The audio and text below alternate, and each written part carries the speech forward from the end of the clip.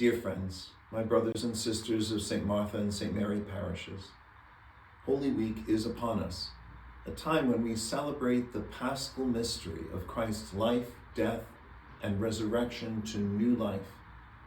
We're each called to share in this paschal mystery, not only at our own physical death, but in smaller ways throughout our lives. We constantly experience cycles of life, death, and new life.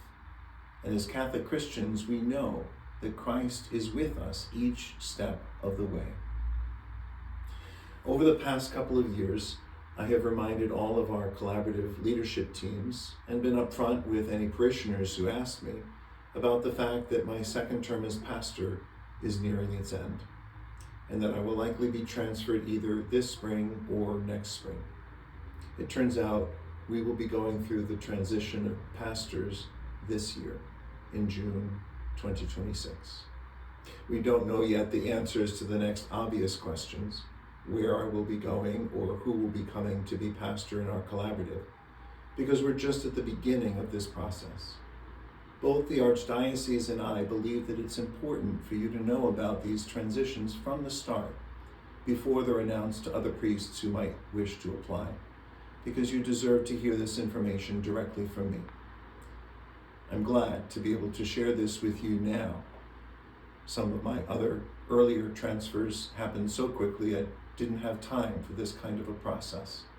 But now we have time to adjust, prepare, and celebrate all that God is doing in and through our community of faith. So why now?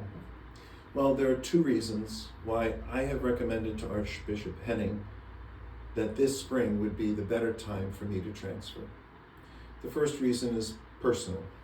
My mother, Kathy, is transitioning from the early to middle stages of dementia, and I want to have time to settle into a new parish or collaborative before things get more difficult at home. I can only hope that I will have as firm a foundation and support from my new community as I have had here, so that I'll be able to be supportive of my mom and pop as he cares for her. The other big reason for beginning these transitions now is because of our collaborative. We don't know how long Father Patrick will be with us, but it should be at least one more year. And this way, he can provide some continuity of priestly ministry as you get to know your new pastor. I call this times transitions because it will be a process for our parishes transitioning from one pastor to the next, and for me and your new pastor transitioning into new communities of faith. As parish priests, our parishes are not only the place we live and work, but also the communities where we belong. Especially as a celibate priest, I have come to feel like you are my immediate family, and I'm immensely grateful for all the ways that we have ministered and grown together with both parishes as an extended family of faith. We have a lot to be grateful for over our time together, including the fact that my predecessor, Father Bill Schmidt, made stability of priestly ministry and leadership a priority for our parishes at a time when both had gone through several priest changes.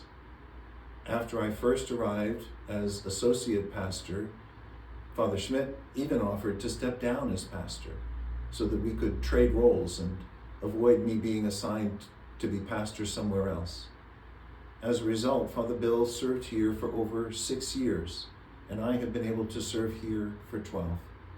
Therefore, I see these transitions now as a normal and healthy part of parish life, allowing enough time for us to build and strengthen our relationships in ministry together, but also inviting in fresh perspectives and new gifts with a new shepherd to continue guiding the growth of our parishes in spirituality and vitality. After Easter, I will have more to say about various steps that we can follow in these transitions over the 3 months that we still have together, adjusting to the news, continuing to plan ahead during these transitions, celebrating our time together, and prayerfully preparing to welcome the new pastor. For now, let's just take our first steps together towards acceptance of this news and working through the implications, both practical and relational.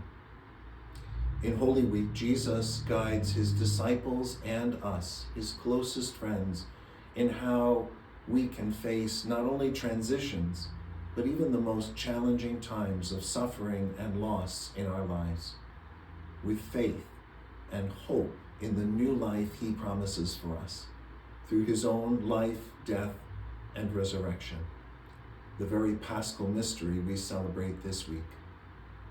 I'm looking forward to celebrating Holy Week and the Easter season with you over the coming months. May the powerful liturgies of Holy Week help us to focus on God's continuing love and strength working within us. See you soon.